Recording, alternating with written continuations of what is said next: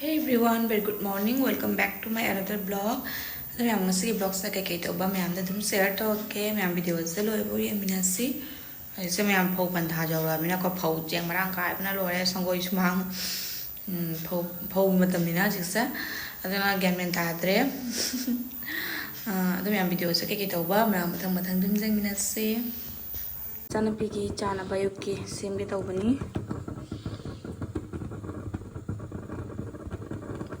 Nah, mai chana ba thong ya bo.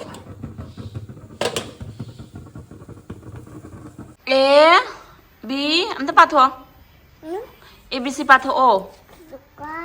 A B C tàu rom tang. B Cái gì à? Lelep tao rồi lelep. Is frog John je jadra bane.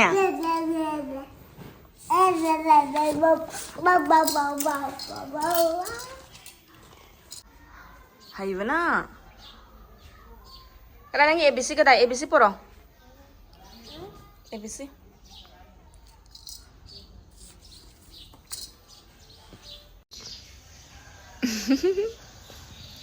Toto. Bum. Bum.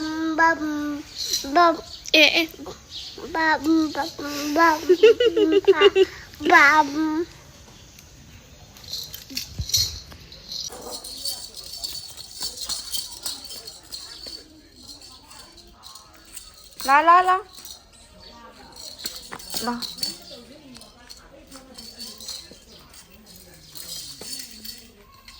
Sinan besal mau puja mau kayak gitu ah.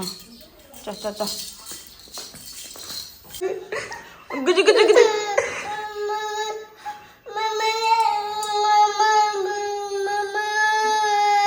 Kapsay. Oh. Do me ang ngasi Sunday oi banina ima ja phajana time spend to thi anu ngai bedo oi atu ka me am ngasi se ai isa ge so BP check taw ge na khanjarak pase kuire bane ba ko da ai hoji BP check taw ke me am da su dum jing minasi kya lakpa tan pisana ri ngai sika taw ge hangdo ka do mama gi se hangdo ka no ka daw duri ge nang Wow. Se wow, hay do rani. Ang naya bani se. Hay do ka no ba? Mama gi natro do. Mama gi ABC daw bani ne.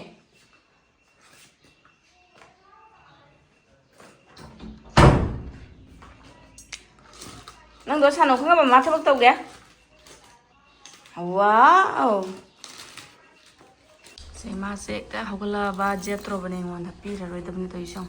Thabak mathau kan jadra ai pochai sing se lo oina lo tho ga ma smai to lei smai le san ma adu me am sei se lei re ba ko se kai no ni battery ha pa ga oi bu ne ba ko ase se dum akoina kai no jawra ga sumaina akoi gi mercury gi lei bu do adu du na te ba ko se sam dum auto moina dum torok tro bani adu ase sem ta check to thosi kya lak pa do Duga mayam akoina pressure sa 120/80 assess akoina normal consider taweba ko mi punamaki aduga akoina up to plus minus 10 se dum consider oi 130 oi su normal dum high bajai aduga 110 oraga su normal dum high bajai bako ado ai gi su matam kuir mutung na check tawbaina kya lakpa jengasi ado ai ngasai dagi makhada dum angang singa sana na chena leirubina katang hena lakadra de khalli to jengasi myam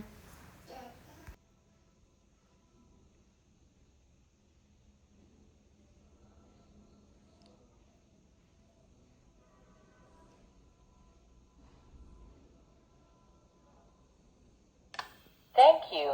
Your blood pressure is. Yeah, 129/81 as a normal never ko ay thakakalak pa isu katang helam me. Nang puli ka do pulek pa siya. Ha? Silit ka dra. Wow, sidi wow ni na. Niti da. Chalo lipi. Ngau ya katang kan tahu ko. Elastic tu nani. Pui chan. Elastic nani thadat tido. Thadat na jiwa. Yare, hadi kiri chap chan. Nongmaijing bazar gini ma'am. Sagana fulgobi leire, ningtham thagi hanjang napi hore. Fulgobi da asit habi siam haul bako. Da khoi din thukan khudingi lai kat bagi su mata chare, cha bagi soina. Papa na sis leire e siam thina haul bani sit habi se. Duga sagana khamen leire ma'am, sagana hangam je phajadra. Phajad sing hangam khuchao mane ba. Bana bu thai ba. Padigom janam sibri ko jung gini aduga sisina khamen una uri ga mayam thokle uri su marum ri chang de kang thoi cha ba haw matam ni dane marum chang de bana sina gajar ri chanu pi gi mai gi thom da hapi ni tuga sigana haigru le re haigru yam pa mi chanu pi se cha ba ho re tagi mama chambi ge cha ma bana mama chambi ge ta sha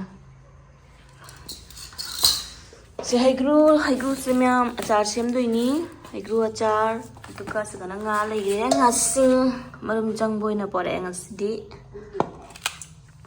tuni myam si Sunday gi bazar lam ma chambi ka dai ai su cha ge as thumro kanam na cha de haw de mi se trai chambi ge piro aku chena loi cham ba mana ya ma se pien da na tai jung ne mari pai re amatang na pien da na hào gì á? Ui ma. Ui ma xì đấy. Xin lỗi. Chắc xin lỗi. Mà bàn đó. Cô cô xin lỗi. Dầm ra cái nó tự ra ná này vô mà nó đi. Làm chuyện được tôi xin lỗi. Làm chuyện tôi là chuyện không. Là cho xin lỗi, hào bị cho xin lỗi. Là cho xin lỗi. Hào bị cho xin lỗi.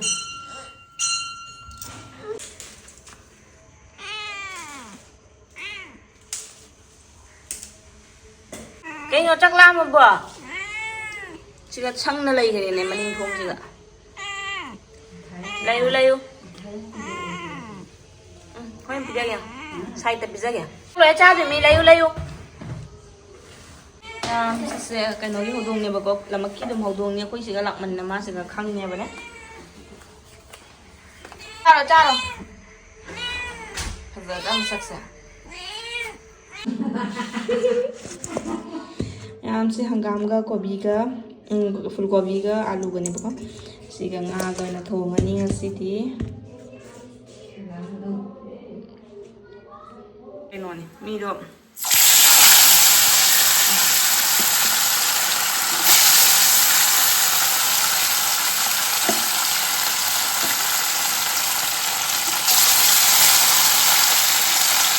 ga na hao tong ka ne na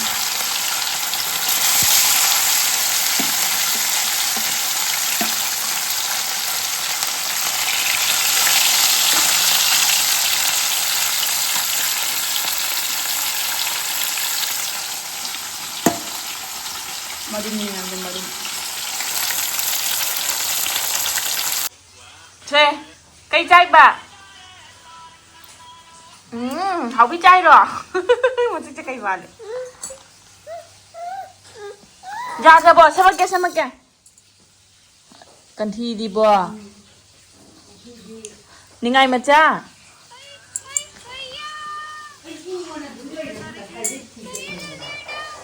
Ấm đâu rồi?